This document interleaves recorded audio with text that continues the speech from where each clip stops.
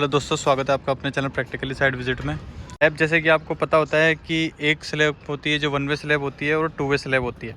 One way slab ये होती है कि जिसमें दोनों तरफ से क्रैंक आता है। वन वे स्लैब की ये पहचान होती है कि जिसमें दोनों तरफ से क्रैंक आता है और उसका गाला भी थोड़ा लंबा होता है। और टू वे स्लैब का जो फॉर्मूला होता है, टू वे स्लैब के अंदर चारों तरफ से जो क्रैंक आता है उसे टू वे स्लैब कहा जाता है। ये आपको अधिकतर पता ही होगा कि वन वे स्लैब और टू वे स्लैब का ये अधिकतर छतों में स्लैब के ये दो ही प्रकार से आते हैं दोस्तों। और तीसरा जो तरीका आता है वो तीसरा तरीका ये होता है कि जिसमें सिंगल जाल होता है, जो सिर्फ उसमें क्रैंक का सरिया या फिर टॉप एक्स्ट्रा कुछ भी नहीं आता है, सिर्फ एक सिंगल जाल चलता है जो कि उसका एक 6 इंची या 7 इंची आप ये देख सकते हैं। जो 6 इंची 7 इंची के हिसाब से इसका सेंटर होता है उसे सिंगल जाल के स्लैब कहा जाता है। ये 3 तरह की अधिकतर हमने स्लैब देखी है दोस्तों। अब स्लैब के अंदर ये होता है दोस्तों कि एक तो जो मकान की स्लैब होती है, जो कि मकान की स्लैब में हम जब भी मकान में छत का सरिया निकालते हैं वो ये होता है कि जैसे जो भी एरिया होता है, मान के चलिए अगर 10 बाई 10 का एरिया है या 100 फीट का एरिया है या 200 फीट का एरिया है तो उसके 2.5 गुना या 3 गुना करके उस मकान में अधिकतर यही होता है कि छत के सरिये को निकाला जाता है। जैसे कि अगर लंबाई और चौड़ाई 10 बाई 10 की है तो 100 स्क्वायर फीट होता है। 100 स्क्वायर फीट इंटू अधिकतर लोग यही करते हैं कि अगर 8 का सरिया है तो उसको 1.5 गुना से गुणा कर लेते हैं। तो अगर जैसे 1000 स्क्वायर फीट हो जाता है, अगर आप 10 बाई 10 को गुणा करते हो तो 100 स्क्वायर फीट होता है। और 100 इंटू अगर आप 1.5 गुना करते हो तो ये मोटा मोटी आपके 125 से 150 किलो के आसपास ये जो सरिया निकल के आता है वो 8 का सरिया कहला जाता है। लेकिन दोस्तों जो मकान में छत का सरिया निकलता है वो जो मैंने आपको कैलकुलेशन बताई है कि जो भी 1.5 गुना होता है या 2.5 गुना होता है, उसके हिसाब से छत की कैलकुलेशन के हिसाब से कि अगर छत का सरिया अगर इतना लगता है तो बीम में उसका 10% लगता है, तो उस हिसाब से छत का सरिया निकाला जाता है।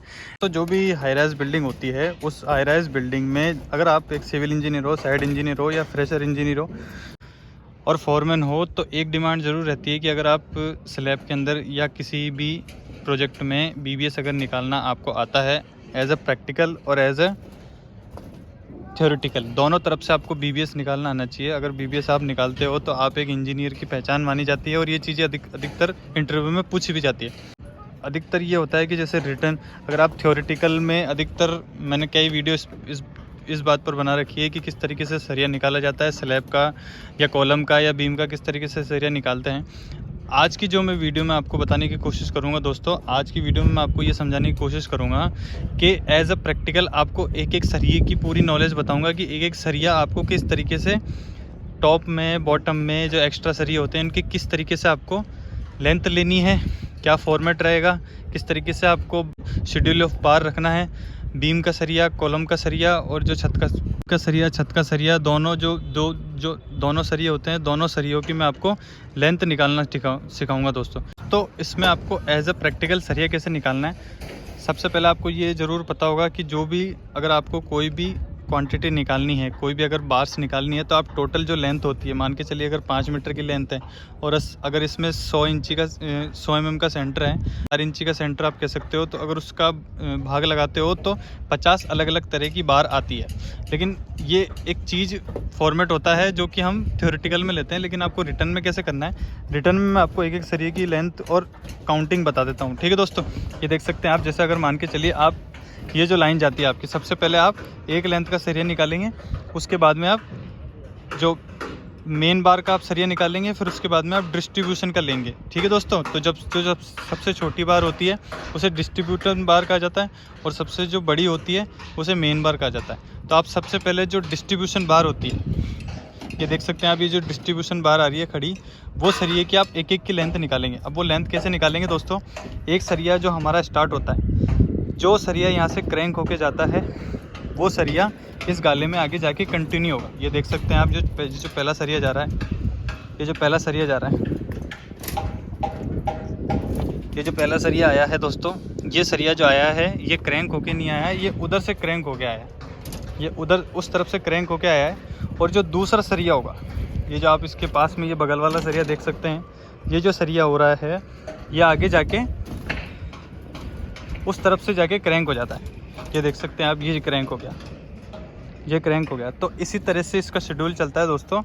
एक सरिया होता है वो क्रैंक होता है एक तरफ से, और जो दूसरा सरिया होता है वो यहाँ से फ्लैट चलता है और उधर जाके क्रैंक हो जाता है। अब इसकी लेंथ कैसे निकालनी है आपको, इसमें दो अलग अलग तरह की लेंथ निकलेगी दोनों सरियों की। पहली लेंथ जो आएगी वो आपका इस तरफ कुदाव सरिया होगा, जो क्रैंक का सरिया आएगा वो क्रैंक का सरिया इधर जाके बीम तक जाएगा। तो आपको पहले तो इस पूरे सरिये की लेंथ ले लेनी है। ये यहाँ से जो भी सरिया कूदता है उस पूरे कुदाव सरिये की आपको लेंथ लेने के बाद में यहाँ तक कि आप बीम की पूरी लेंथ ले लीजिए इसकी। तो एक सरिये की लेंथ हो गई।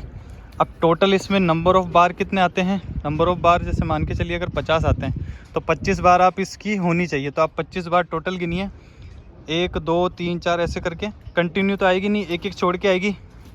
तो जो पहला सरिया आता है फिर उसके बाद में तीसरा आएगा, फिर 5वां आएगा, फिर 7वां आएगा, फिर 9वां आएगा। ऐसे करके आपको 50 बार तो इस लेंथ की लेनी है दोस्तों, जो कुदाव सरिया जाता है। और जो दूसरी लेंथ की लेनी है वो यहाँ से लेनी है कि जो बीम से सरिया चालू होता है, इसका बीम का सरिया जाके और उसके बाद में उधर कूद जाता है। ये देख सकते हैं आप, ये इधर ये कुदाव सरिया हो गया सब। तो अब ये इस तरफ ज़्यादा जा रहा है क्योंकि इसका L/6 के हिसाब से आएगा। ये L/4 L/6 जो कुदाव सरिया होता है वो L/4 के हिसाब से इस तरफ आता है, तो इसकी लेंथ ज़्यादा होगी।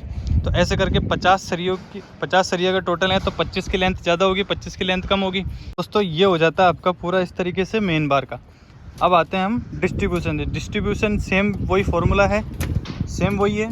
तो एक ये जो आपकी लेंथ निकली, ये 25 सरिये की अलग लेंथ निकली और 25 सरियों की लेंथ अलग निकली है। तो 25 इंटू आप लेंथ से गुणा कर लीजिए और लेंथ के बाद आपको अगर 1 मीटर का सरिया है और वो कौन से mm का है तो उसका क्या वज़न रहेगा, उसको गुणा करके उसकी लेंथ निकल जाएगी। जैसे अगर मान के चलिए 8 मीटर का सरिया है तो अगर 1 मीटर के सरिये का अगर मान के चलिए 10 mm का सरिया है तो 10 mm का जो सरिया होता है उसकी 1 मीटर का कितना वज़न होता है। तो टोटल जो आपकी लेंथ निकलती है, अगर मान के चलिए अगर 25 सरिये हैं और 25 सरिये की लेंथ क्या है, तो 25 से अगर 250 मीटर की पूरी लेंथ आती है तो 1 मीटर के सरिये का वज़न क्या रहेगा, उसको 250 से गुणा कर दीजिए तो टोटल वज़न आ जाएगा। तो इसी तरीके से आपको मेन सरिये का निकालना है और इसी तरीके से आपको डिस्ट्रीब्यूशन सरिये का निकालना है। दोनों का इसी तरीके से निकलेगा। एक एक सरिया आता है। अब मान के चलिए अगर इसमें ये 3 मीटर का है और इसमें अगर 200 का सेंटर है तो इसमें सरिया कम आएगा। अगर 3 मीटर का है और 200 mm का अगर इसमें गैप है तो उसके हिसाब से सरिया कम आएगा। उसमें भी आपको एक की लेंथ ज़्यादा होगी, एक की लेंथ कम होगी। तो इस तरीके से आपको ये कुदाव सरिया और ये जो भी सरिया है वो टोटल आपको लेना है। तो ये हो जाता है आपका कंप्लीट, एक स्लैब का सरिया कंप्लीट हो जाता है कि जो आपका क्रैंक का जो होता है मेन और डिस्ट्रीब्यूशन सरिया कंप्लीट हो जाता है। तो दोस्तों ये तो होता है आपका मेन बार का और डिस्ट्रीब्यूशन बार का।